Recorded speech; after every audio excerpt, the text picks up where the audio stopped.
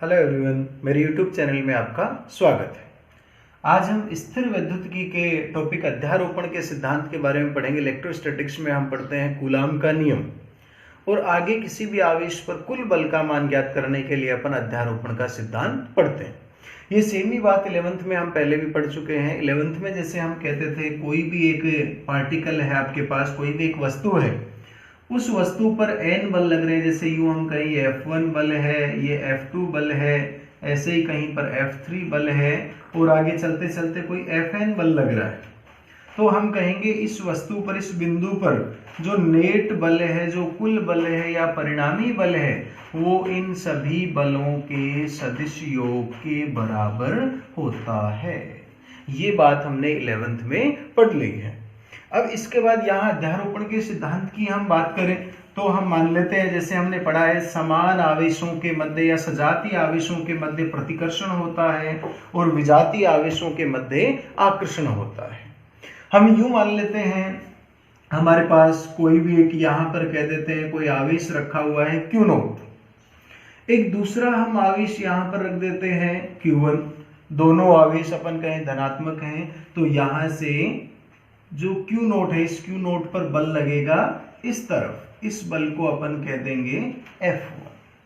अगर यूं हम कह दें यहाँ पर अपने पास कोई आवेश है Q2, ये दोनों को मिलाने वाली रेखा, तो Q2 के कारण Q0 पर बल लगेगा F2।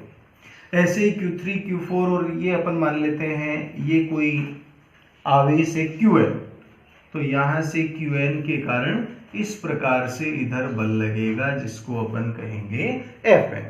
अगर इन सबको अपन स्थिति सदिश के रूप में व्यक्त करें तो यहाँ पर हम मान लेंगे कोई भी निर्देश तंत्र मान लेंगे, कोऑर्डिनेट सिस्टम अपन मान लें। एक तरफ x एक्सिस अपन कह दें और एक तरफ कह दें y एक्सिस। यहाँ पर अपन कह दें मूल बिंदु, ओरिजिन। अब मूल बिंदु से यहाँ पर सबके लिए हम स्थिति सदिश खींचे,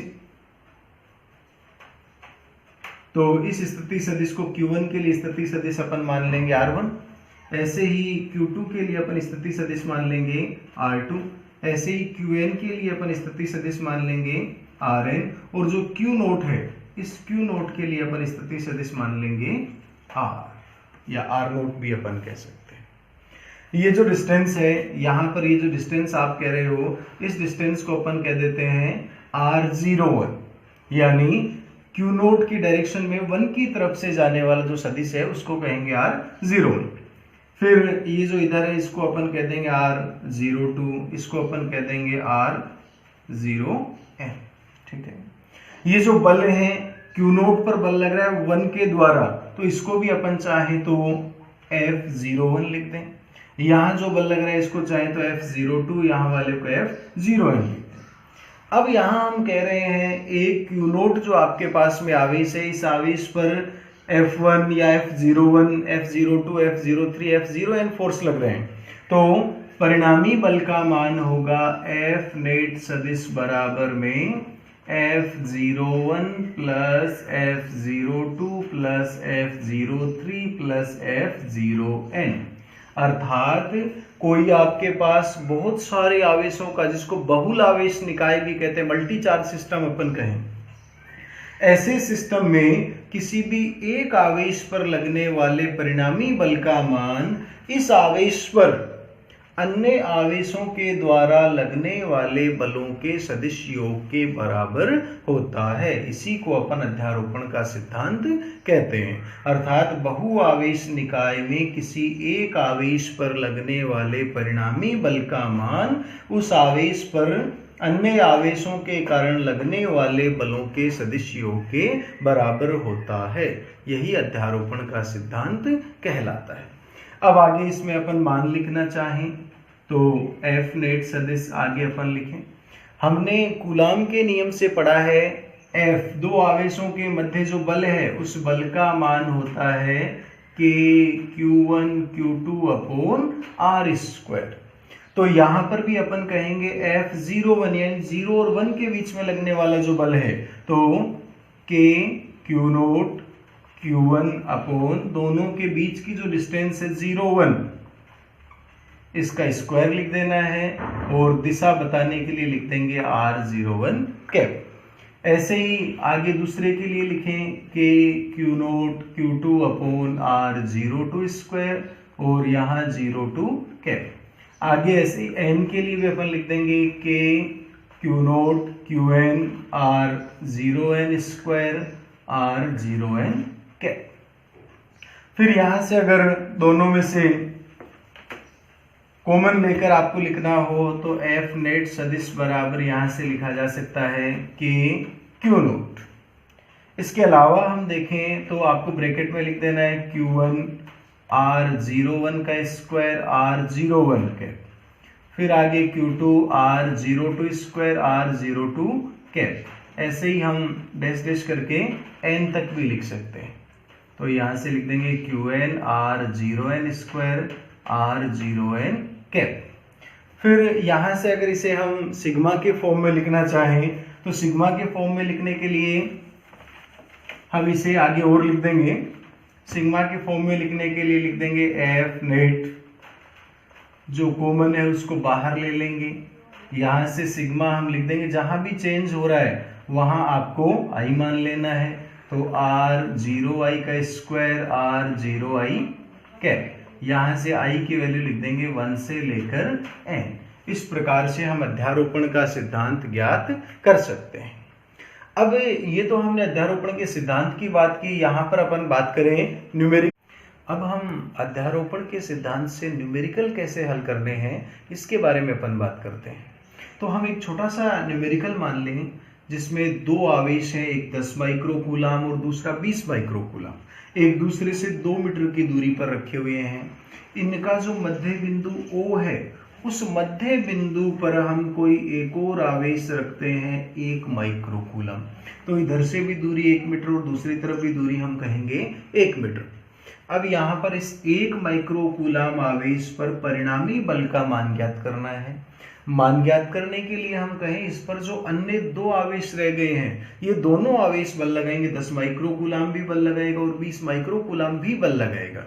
तो 10 माइक्रोकूलम के बल की दिशा ज्ञात करने के लिए हम कहें तीनों के तीनों जो आवेश है वो धनात्मक हैं, तो ये भी धनात्मक और ये भी धनात्मक, तो बल लगेगा प्रतिकर्षण, अर्थात इस तरफ बल लगेगा, इसको मैं F1 कह दूं। फिर दूसरे की अपन बात करें 20 माइक्रोकूलम के कारण बल किधर लगेगा, तो ये भी प्रतिकर्षित करेगा, तो बल लगेगा इस तरफ, इस बल को अपन कह देते हैं F2। अगर परिणामी बल की बात करें तो परिणामी बल F नेट सदिश बराबर आपने पढ़ा है F1 प्लस में F2 सदिश रूप में लिखना है। अब चूंकि इनको देखकर पता चल रहा है कि दोनों दिशा में एक दूसरे के विपरीत हैं, तो किसी भी एक दिशा को आपको प्लस मान लेना है और किसी भी दूसरी दिशा को आपको मान लेना है माइनस।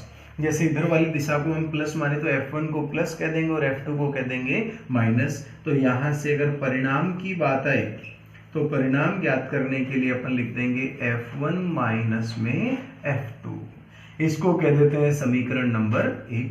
अब कूलाम के नियम से हम F1 और F2 का मान ज्ञात करें तो कूलाम का नियम कहता है F बराबर K Q1 Q2 upon R square. यहाँ पर 10 माइक्रोकूलम और 1 माइक्रोकूलम के मध्य लगने वाले बल की बात करें तो लिख देंगे K, Q1 का मान लिख देंगे 10 माइक्रो, माइक्रो का मतलब 10 की पावर -6।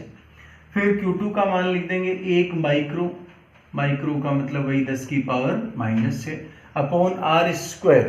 R की वैल्यू अपन लिख देंगे, दोनों के बीच की दूरी 1 है तो 1 का स्क्वायर, या यहां से लिख देंगे F1 बराबर में लिख देंगे K का भी चाहे तो मान लिख दें 9 गुणा 10 की पावर 9।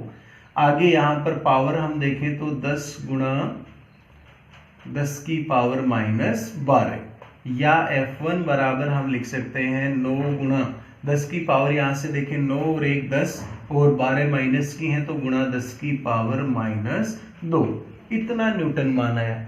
ऐसे ही हम F2 का मान ज्ञात करें तो F2 20 माइक्रोकूलम और 1 माइक्रोकूलम के मध्य लगने वाला बल, तो वही लिख देंगे K गुणा में 20 माइक्रो, 20 गुणा 10 की पावर -6, Q2 का मान 1 माइक्रो, 1 गुणा 10 की पावर -6, दोनों के बीच की दूरी 1 तो 1 का स्क्वायर लिख देना है।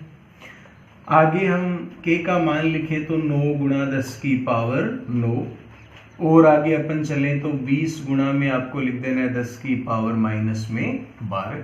अगर और आगे हम इसको हल करें तो F2 बराबर हम लिख देंगे, पावर को यहाँ से आप हटाकर लिखेंगे तो 10 की पावर माइनस 2 न्यूटन। अब ये जो F1 और F2 इन दोनों के मान निकाले हैं, ये हमें लिख देने हैं समीकरण नंबर 1 में। तो F नेट परिमाण की हम बात कर रहे हैं, तो F नेट बराबर मान आएगा F1। F1 का मान लिखा हमने 9 गुणा 10 की पावर माइनस 2, F2 का मान 18 गुणा 10 की पावर माइनस 2। अगर इसको सोल्व करके लिखें तो आएगा माइनस 9 गुणा 10 की पावर माइनस 2 न्यूटन। माइनस आने का मतलब है F2 F1 से बड़ा है, तो परिणामी बल की दिशा भी F2 की दिशा में होगी। इस प्रकार से हम किसी भी आवेश पर दो अन्य आवेशों के कारण परिणामी बल का मान ज्ञात कर सकते हैं।